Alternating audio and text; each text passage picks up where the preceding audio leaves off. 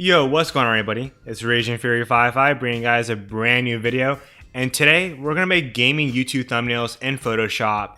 So my last tutorial video, we worked in Premiere and we did some gaming effects. I'll put a link down in the description if you want to check it out, or I'll probably do a card or something. But anyway, that video did really well. We got 400 likes, so I'm really appreciative of that. You guys seem to really like those types of videos, so today I'm going to go into Photoshop and let's make a thumbnail. So anyway, let's go into Create New. And just make sure your stuff is according to this. I'm not going to explain it because I don't even get how it works, but just make sure everything's according to this and you should be fine. And then click create. And then now we have the blank white canvas. So we're going to go into my 4K, or where is it? Right here into my folder. And we're going to get a picture, a raw thumbnail, and boom. And actually this picture doesn't look too bad. This is from Halo 5, by the way. That's what my channel is primarily centered around, Halo content, if you want to check out my other videos. But anyway, basically this is not too bad. You could just put some text here and that could be your thumbnail if you're trying to be very basic. But we're going to try and go a little bit further. First of all, we're going to use the polygonal lasso tool right here. And what we're going to want to do is go around this Spartan and just click around the Spartan. And it takes a little bit of time, I know, but once you see the end result, it's gonna look really good. And one tip I can give you guys is never ever double click while using the polygonal lasso tool, or else you're just gonna mess up the entire thing. Anyway, I'm gonna do a time lapse and I'll see you guys after I finish cropping out this entire guy.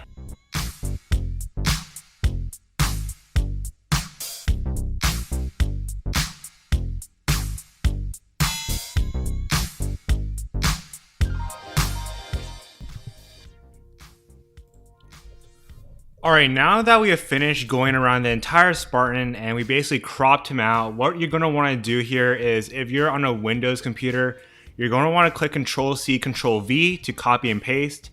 And if you're using a MacBook, I'm pretty sure it's Command-C and Command-V. Correct me if I'm wrong, but that should be what you're supposed to do on a MacBook. I'm on PC right now. But anyway, now we have our guy cropped out. As you can see, if I turn off this layer, we only have this guy cropped out, which is great. It's a good start. And now what we're going to want to do is click Alt on our keyboard and make a duplicate layer here.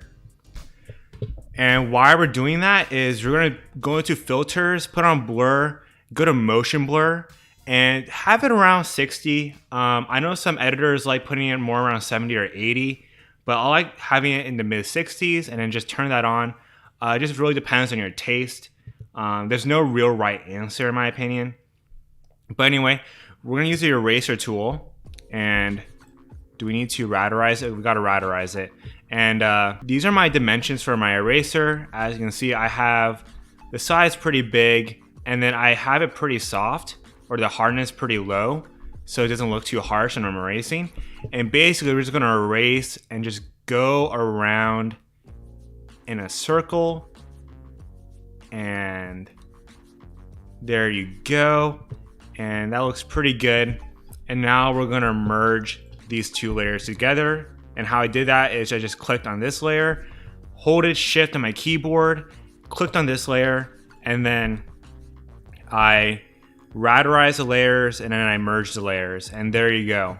Now we have this nice little blur effect right here, and it doesn't seem like too much, but it's gonna look really good at the end, trust me on this. Now what we're gonna want to do is we're gonna go onto this guy, our main Spartan layer, the character layer. We're gonna go to filter, we're gonna go to camera raw filter, and I just discovered this a couple weeks ago. This filter is amazing. Basically, we want to turn up our exposure by about 0.6, turn up our contrast a lot, and turn our black down and our shadows down, and click OK. And boom, now our character looks a lot more contrasted compared to the background, which is really good. It really stands out in your thumbnails, and it's just a good thing in general. Sorry if I'm rambling right now, but anyway, next up we're gonna go to blending options, and you're gonna want to turn on drop shadow and outer glow. And this helps your Spartan stand out a little bit more. Just make sure your parameters is what I have. Shout out to Liam, aka Virtual Moth, for helping me out with the outer glow and drop shadow dimensions, because he's a really good thumbnail artist. I'll leave a link down to his channel down in the description. But anyway, basically just have these things. He taught me how to do this, so props to him. And here, just pause the video, make sure your dimensions are exactly the same. And of course you can tweak it a little bit. And I just want to mention for the camera raw filter where we made this guy a little bit more contrasted, I went a little bit far. You don't have to go that far. Like, I put the effects pretty drastically, so if you want to have a little bit more subtle effect, you can just tone down the brightness and the contrast and the shadows just a little bit. It really just depends on your taste. But anyway, next up, we're going to want to cut out this guy's face. And basically, or not his face, his visor. And this won't apply to everyone, but if you're editing a thumbnail where the guy has a visor, you should do this, because it will make your thumbnail look a little bit better.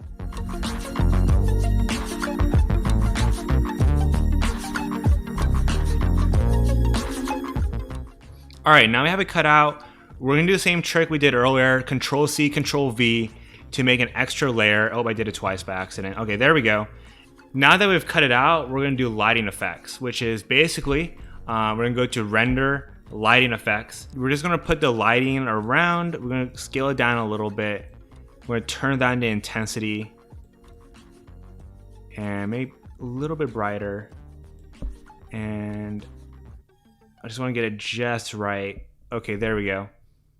And now our visor stands out a little bit, and it just makes the thumbnail or the Spartan look a little bit better, in my opinion. Sometimes you don't need to do it. It just really depends on your opinion. Take everything I'm talking about for a grain of salt. It really just depends on your taste. But anyway, let's get right back into it. So now we're going to do an extra layer here below our Spartan and our visor, but above our background. We're going to make an extra layer.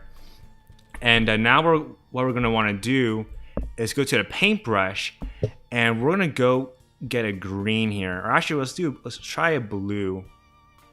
Let's try a blue actually.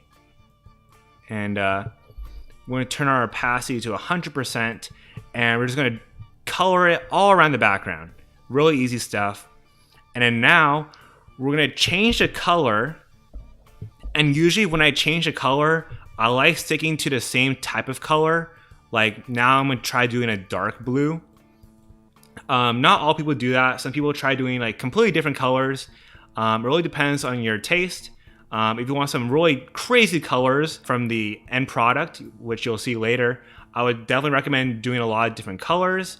If you like to have one consistent, a little bit changing of a color, I would definitely just try and stick to the same color.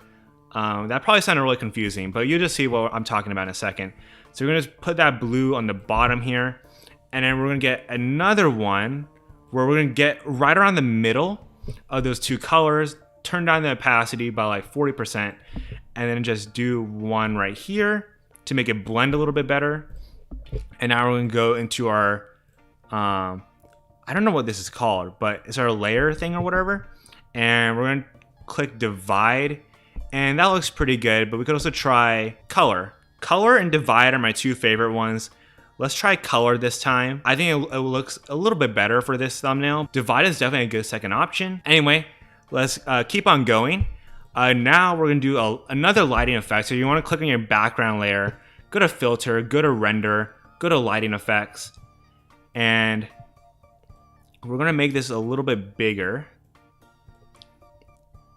And we're gonna turn it up and put it behind your little guy or your little character, whatever you want to call it.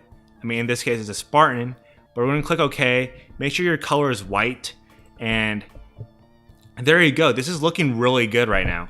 And we only have a couple more steps and we'll be done. Now we're gonna do a background, or not a background, but kind of like a portrait type of thing, a canvas thing. I don't know what you want to call it. But yet again, you're just gonna have to see what I'm doing. I don't know the names for a lot of these things because I'm pretty much self-taught. So I don't know a lot of like specific names in Photoshop, unfortunately. But yeah, anyway, you're gonna wanna draw a big white box around the main picture and make sure it's above the color layer and the background layer, but below your Spartan layer. And then you're gonna create a second layer. This time it's gonna be black. And you're gonna draw it maybe around here. And we're just gonna make it so it's symmetrical. Oh, I almost got it there. There we go. And we're gonna merge the layers, or we're gonna radarize them first, and then we can merge them. So there you go. We've done that, and now we're gonna click overlay.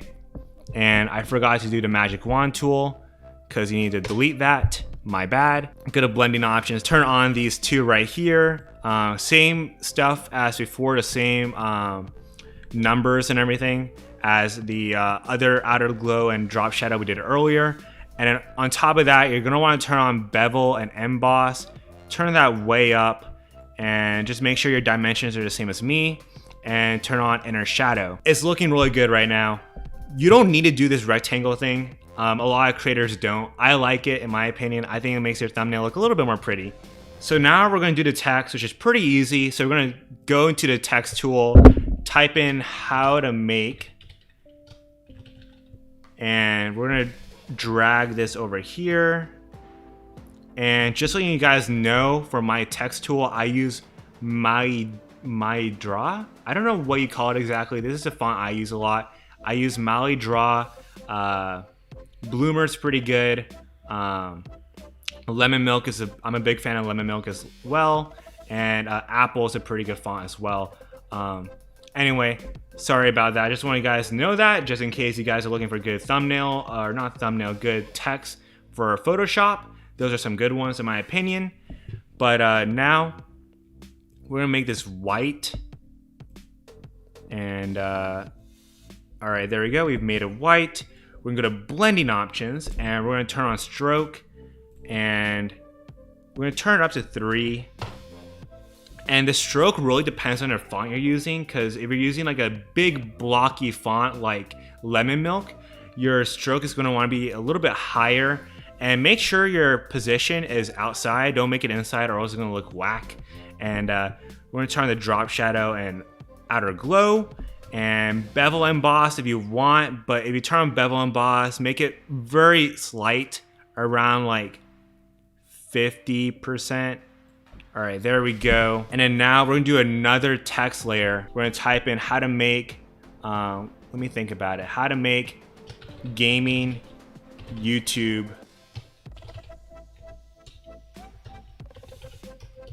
thumbnails.